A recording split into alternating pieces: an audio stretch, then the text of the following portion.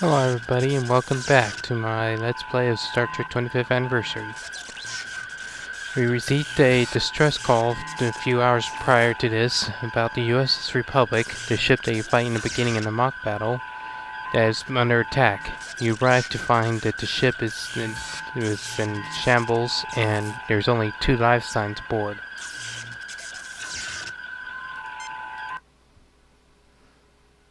The view screen is not functioning. You are on what's left of the bridge of the USS Republic. Main computer banks. They appear to have been damaged. This person is dead. A common tritanium-duranium support beam which has snapped away from the hull. This person is dead. You are on what's left of the bridge. This person is... Here is the body of Captain Patterson of the Republic. He didn't die without a fight. This man is dead. Main computer banks. Same thing. Mr. Spock awaiting orders. Ensign Keege, who wishes that Lieutenant Stackpole had drawn this assignment. Captain James T. Kirk. This is not one of the best days of his life. Dr. Leonard McCoy, you have rarely seen him as shaken as he is now. They're dead, Jim. All of them. We're too late. This man must have died just a few moments ago. Can you bring him back? Punctured lung, nerve damage, brain damage, fractured arm and ribs. It's a miracle he lasted as long as he did. He's not coming back, Jim.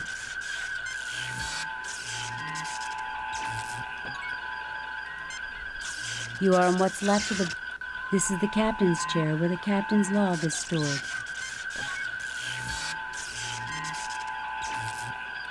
What kind of a butcher would do this sort of thing? I recommend checking as many of the logs and sensor records as possible. I feel sick.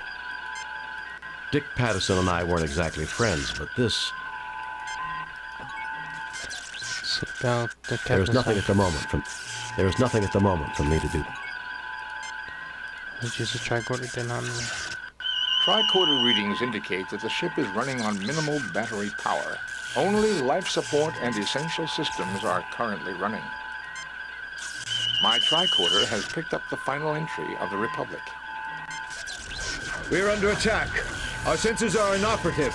We're trying to get shields up. Our rear deflectors down. It appears our enemy is a Constitution-class starship. We've tried to defend ourselves. We've hailed them, but no response. It's a Constitution-class starship. Like the Enterprise and like the Republic itself. That's all there is, Captain. Dick Patterson was never one for making long speeches. Captain, records indicate that this ship was attacked by a Constitution-class starship. Any idea of which one it was? I am reading a record of the transponder signal, NCC 1701. It's the Enterprise, Captain. That's odd. Someone must have tampered with the computer records.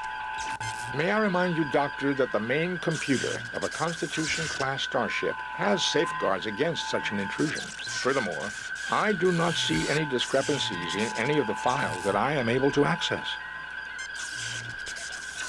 Somebody must have made a replica of the USS Enterprise, I'm guessing. Well, there's nothing more I could do on the bridge right now.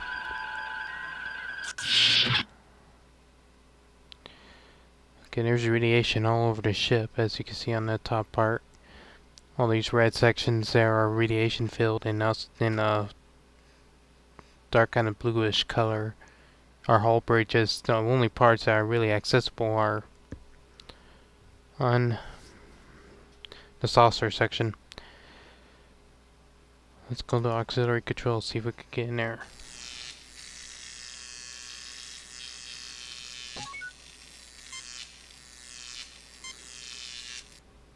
This person's dead, Jim.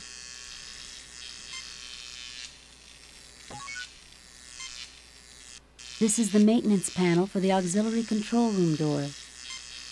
This door leads to auxiliary control. This corridor leads to auxiliary control. It is a real mess. Yet another crewman of the Republic whose life was unfairly abbreviated.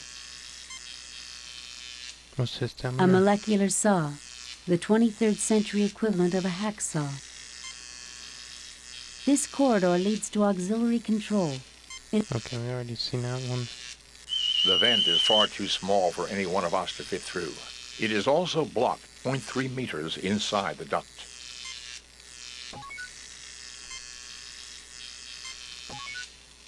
The door is jammed shut. Readings of the door indicate a jam in the gear mechanism. Just right behind High here. quarter indicates that the panel is currently sealed by Federation standard molecular bonding cement.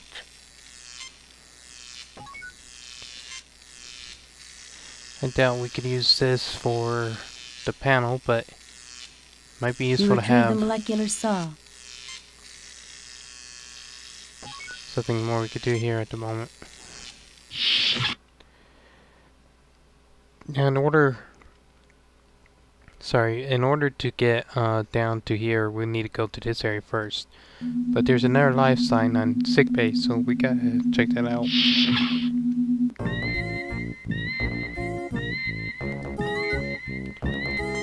Jeez, that guy is just beaten up right there. He's dead, Jim. I can't bring him back. I can't believe it. That's Brittany Murata. I knew her from my academy days. We studied alien history together.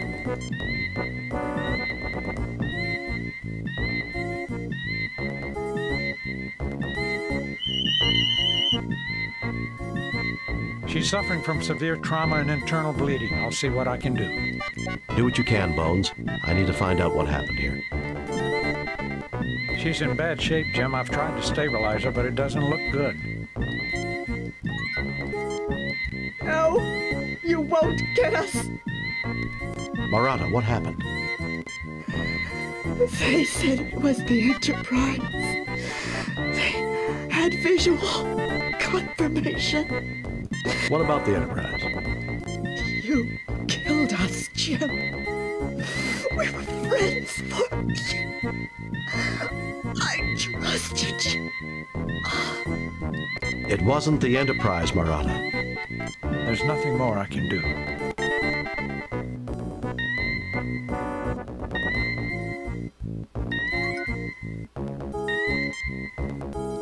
You see the dead body of Brittany.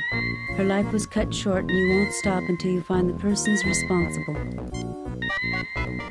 Yet another crewman of the Republic whose life was unfairly abbreviated. This monitor has recorded the death of a patient. This one is This medical drill fires a microscopic phaser beam. this one's as dark as it compared to like the Doomsday Machine there with Matt Decker losing all of his crewmen and stuff. Might want to take some of these instruments here. You pick up the empty hypodermic injector. It looks like a laser scalpel. You retrieve the medical drill. I guess it's a medical drill. This is a laser drill. Okay, it's a laser drill. A very concerned Dr. Leonard McCoy. James T. Kirk, in total confusion at the moment.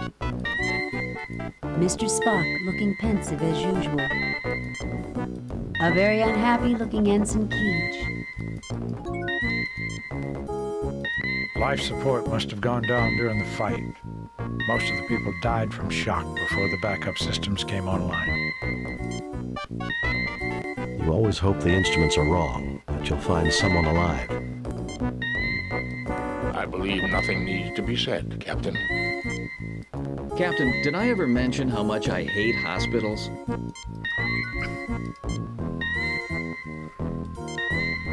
There's nothing more I can do for her, Jim. He's dead, Jim. I can't bring him back. Get them to get out of here. Well, gentlemen, let's see if we can re-establish power. There is a twisted mess of wire and metal falling from the gaping hole in the ceiling. It is blocking access to Turbolift 2. This is a length of heavy-duty insulated power cable. The crewman's death was pointless, just like too many deaths in human history. One of the many battered corridors of the USS Republic. It has seen better days, much better days.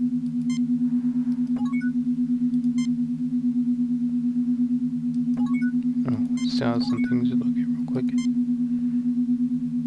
McCoy examines his tricorder, knowing that his hopes are not going to be fulfilled.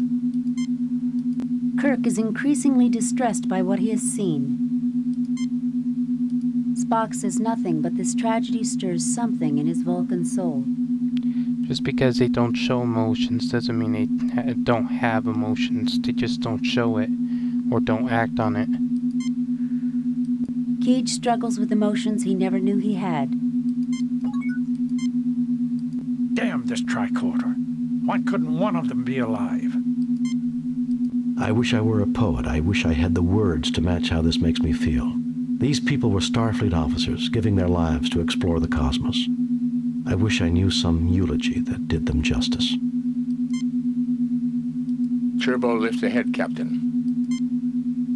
Be careful, Captain. This ship is a death trap. A poor choice of words, Ensign. Oh, this cable might be useful if we're trying to reestablish power, so... You've taken the cable.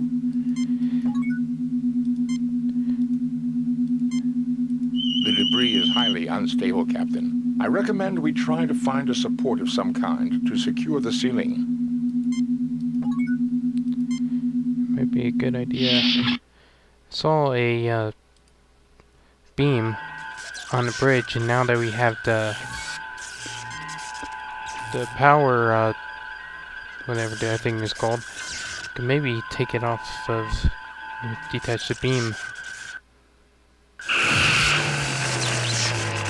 The molecular saw easily cuts through the beam, separating it from the hull. You pick up the beam.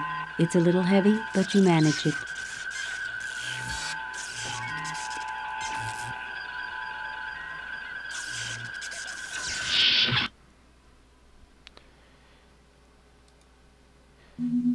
So I guess what we need to do is just put the beam...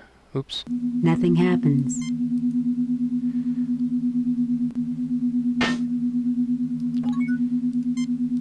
And vaporize the debris. The ceiling appears stable. We should now be able to use Turbolift 2, Captain.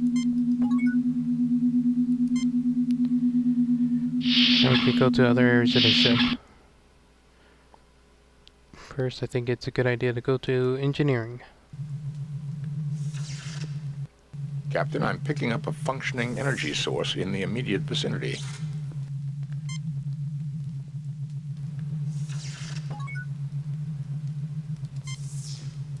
A look of terror is still etched on the face of this crewman. A rather large pile of debris. These ladders are used when turbolifts are unavailable. Unfortunately, it is blocked by debris and a small smoldering fire.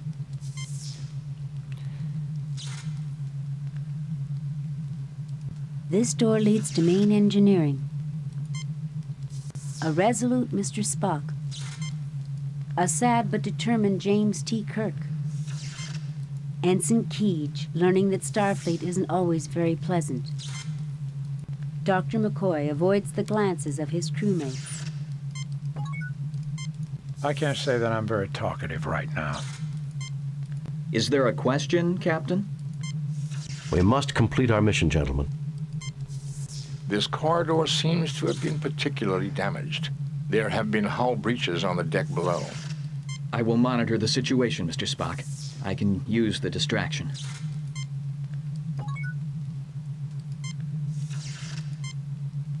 I'm picking up a high-energy power source somewhere under the debris.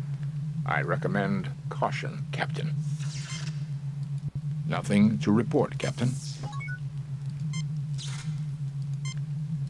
They're dead, Jim. All of them. There's something underneath the debris, maybe. Use a phaser. Oh my God, Jim, is that what I think it is? Yes, Doctor. It is a portable fusion power pack. A few centimeters lower with that phaser and half this section would be history, not to mention us. Actually, Doctor, 3.2 centimeters. And based on our proximity to the explosion and the angle of the beam. Thank you, Spock. I think we get the point.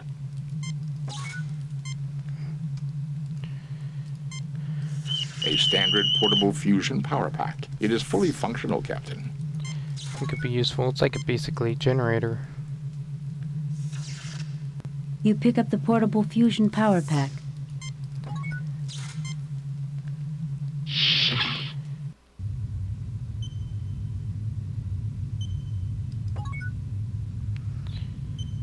See.